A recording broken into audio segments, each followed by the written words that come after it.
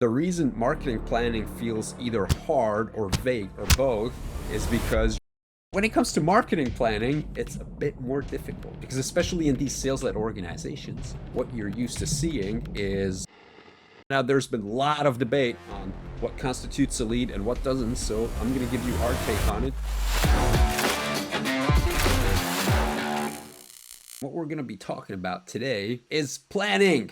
Why is it important to talk about planning? What usually happens is that you have a plan and 6, 7, 8 months down the road, you forgot you even had one. There might be some vague goals hovering up there, but nobody really cares about them anymore because the plans become irrelevant. Now, to be fair, it does happen sometimes that things in markets get screwed up. And yes, there are times when planning just plain doesn't make sense because everything is so turbulent that it's difficult to have any concise, precise picture of the future. But we're not talking about these times. We're talking about the 98% of the time when it does make sense to make a plan. And making a plan, again, is an ongoing process, which includes sometimes throwing away your existing plan. It almost always includes updating your plan. Okay, now we're specifically talking about marketing planning in a B2B context because when it comes to consumer stuff, consumer marketing, you usually have revenue goals and revenue targets, which are pretty straightforward. And because the average deal value is low, marketing has a huge role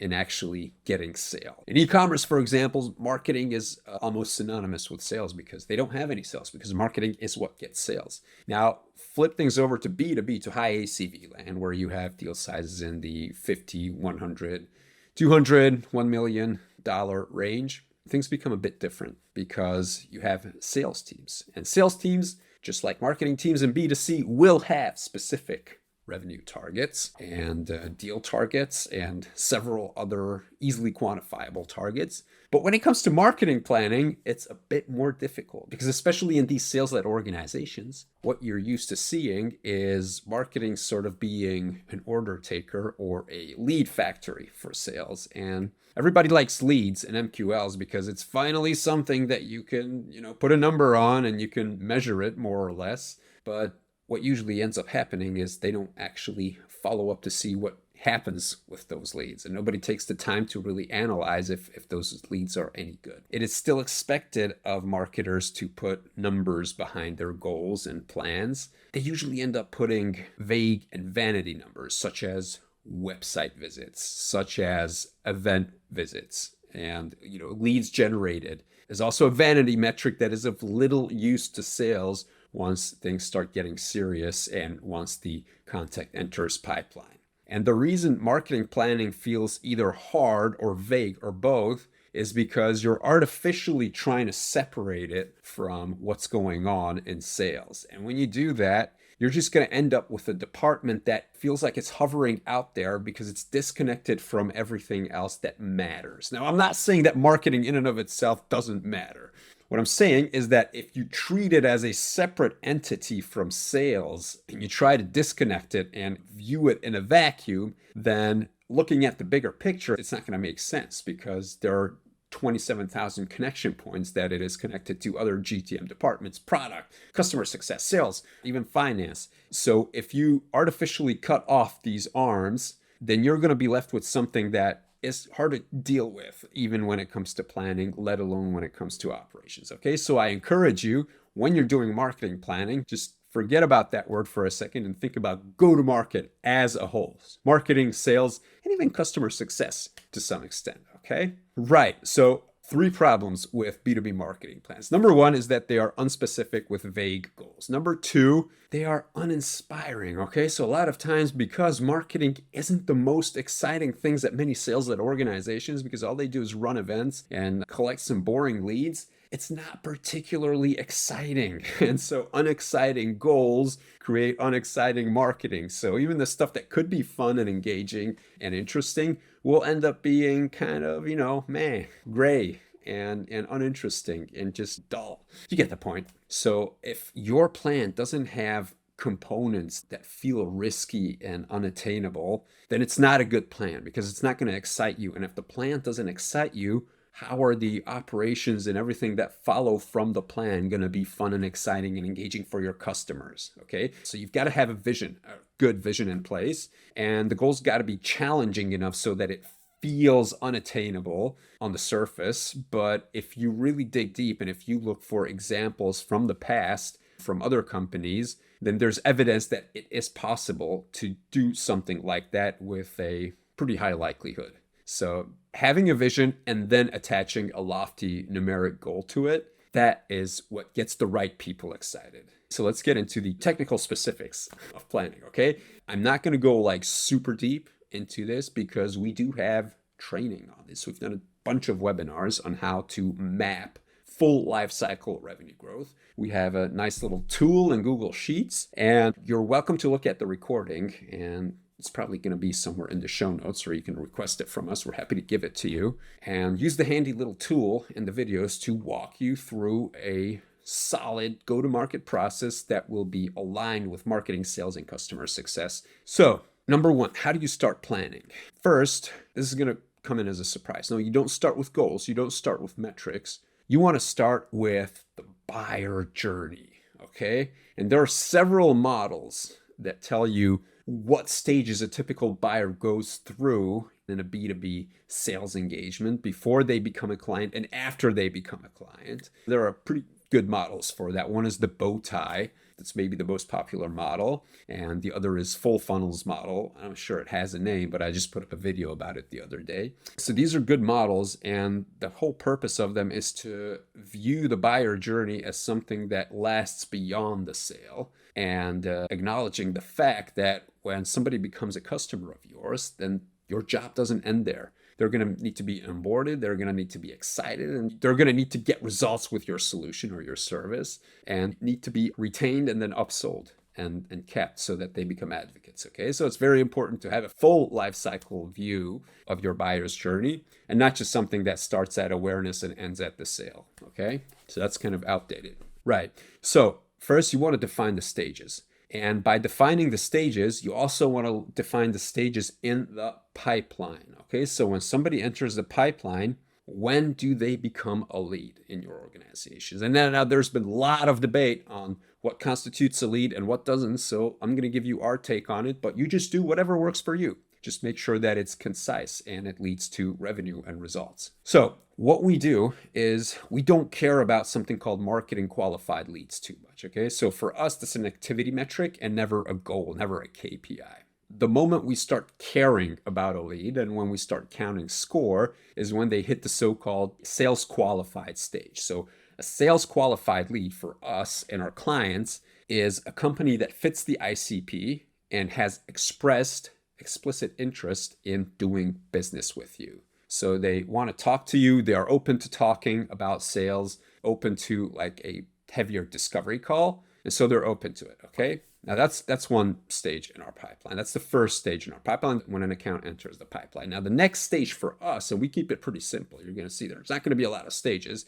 The next stage for us is opportunity. What's an opportunity? It's when this SQL is actually putting in work in wanting to explore us deeper and wanting to explore the relationship. Now, what does putting in work mean? Well, a lot of the leads that come in, they come inbound and they'll have a 30-minute conversation with you. They will request additional information, and then they're going to ghost you. They're hardly ever going to talk to you. But the next stage in the buyer's life cycle is actually getting others involved in their organization. Or you send across a business case and you ask them to make edits and corrections and add to it. And if they actually take and do the effort and interact with that document, or if they actually go and set up a meeting with some of their colleagues to involve you or connect you to other people, when they're actually putting time into the engagement and it's not just you putting in the time, then we say that it becomes an opportunity. And again, they have to fit our ideal customer profile, obviously. And then the stage after that, we have a stage called pitching in the pipeline. And that is when we start to discuss commercials. And if the deal is still open and they're still responsive and open to it,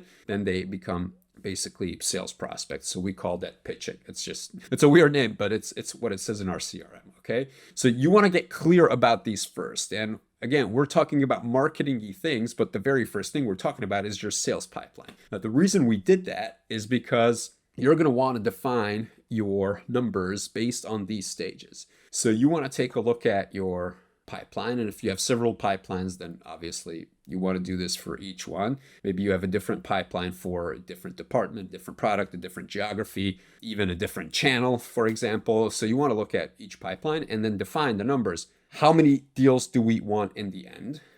And using historical data or your best guess, you want to work backwards from the goal. You're doing reverse math, reverse engineering, and going, okay, so I usually close opportunities at a 25% rate. So if I want 10 new deals, then I'm going to want 4 times as many opportunities. So I'll need 40 opportunities. And then you do the same for the SQL level, and then you work your way back. And then you stop there. Again, I recommend not going into all the way down to the MQL level, because that's just going to end up driving bad behavior, and it's not going to be super relevant, because if all goes well, you're going to do a lot better job at marketing this year than in the past. So your MQL numbers, your MQL to SQL conversion rates are probably not going to be very relevant. And we found that for most sales-led organizations, it's just not a good way to set goals. But again, if you're more product-led, if you're lower ACV,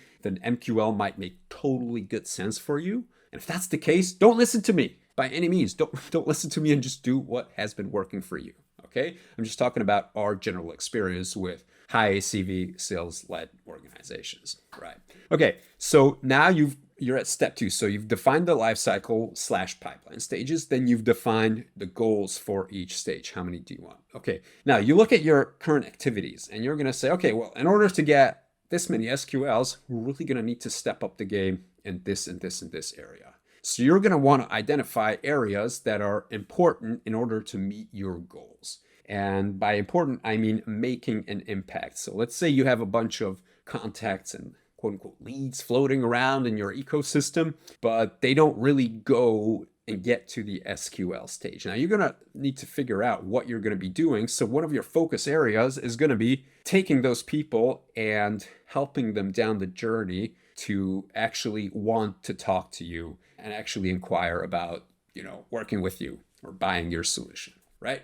So that's an impact area that you're looking for. So you're identifying areas of impact based on the past. If you're entering a new market, you're starting out fresh, I would spread my focus pretty much equally among the stages on where I need to make an impact. And in most cases, I would, double down on the beginning of the buyer journey, or in other terms, the top of the funnel. In creating demand, that's where you want to put your most effort. Other than that, pretty much evened out across all the other steps. Okay, so you're defining the impact. Like, for example, if your marketing is doing a great job at getting people to sign up for a trial, then you want to keep doing that, and you're not going to need as much focus in the planning process and in operations on that part. Okay, so use common sense. What's worked, keep doing it. What's not worked, and where you need more firepower, that's where you want to focus. Okay. And by the way, it helps to identify like a major category of impact, like one area that you really want to double down on, and you're going to treat that as a priority above everything else.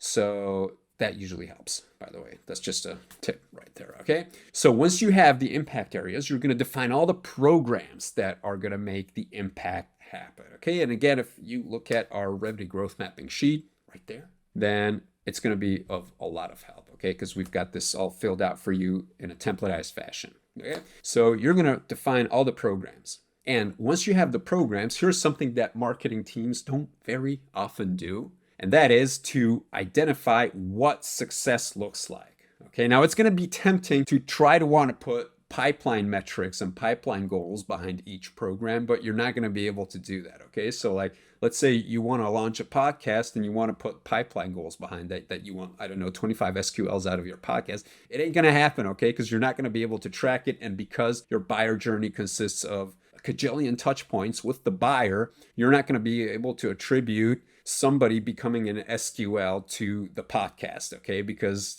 it's highly likely that they will have watched the podcast, they will have talked to somebody, they will have, attended a webinar. So how do you attribute your success, the fact that they became an SQL, to the, I don't know, 5 touch points that you were able to track and the 15 others that you weren't able to track. So that just becomes a mess. So when you have programs like this, identify what success looks like for the given program. So for the podcast, when you're launching a podcast, maybe you want repeat attendance. Maybe you want people signing up for a webinar out of the podcast. Maybe you just want to get 20 episodes out in the coming year and not quit on podcasting. Okay, so that's totally fine if you have an output metric, an activity metric like that. So if you're launching episodic content, a good goal is to freaking make it through 12 months and not quit. So your goal should be getting 20 episodes out, getting 30 episodes out, whatever you're doing, or depending on the medium. Okay, so keep that in mind. Now, you've defined the success for what each program looks like. So the last step is to define the activities. And the trick here, you're doing this planning process together, most of it with sales and maybe with client success or your customer managers or whoever is in touch with clients and whoever knows clients most intimately. So you're doing this together with them and you're not planning in a vacuum. Okay, that's super important. Like we said in the beginning, marketing shouldn't work in a vacuum and shouldn't be planning in a vacuum. So get those other people in there. Okay, you're welcome to lead the conversation. In fact, you should, but you want to like cross-check all of these things with other departments because they're going to have valuable input for you. So now you're at the end of the planning phase, and what you're doing is you're going to plan activities. So you have your programs, you have your success metrics for each program, and you want to see what actions or activities are going to make that success goal happen. And involving other departments in this is going to be a lot of fun because you're going to find a bunch of ways to collaborate and cooperate on these activities to make the program goals a success. Okay, so there you have it. That was 6 steps in planning. And as I said, check out our revenue growth mapping spreadsheet and the little videos that go along with it, and have a blast. And don't be afraid to tweak your plan, upgrade your plan. Just, I'm praying thee, make it exciting and actionable, okay? Because if it doesn't have goals, if it just has vanity metric like website visits and listens and downloads, you're going to give up on it. And something more urgent is going to come up and everybody's going to scrap it and nobody's really going to care. Okay, so that's the death of most marketing plans, but not yours, because from now on, you're being specific. You've got success metric, you've got programs, you've got impact areas, you've got activities, and you're doing all this with the other go-to-market departments. And so it's going to look a lot more like a go-to-market biz dev plan for the entire organization and not just for marketing. And that's what it's supposed to be like. Okay, thanks for checking in. I will see you at the next episode. Bye-bye.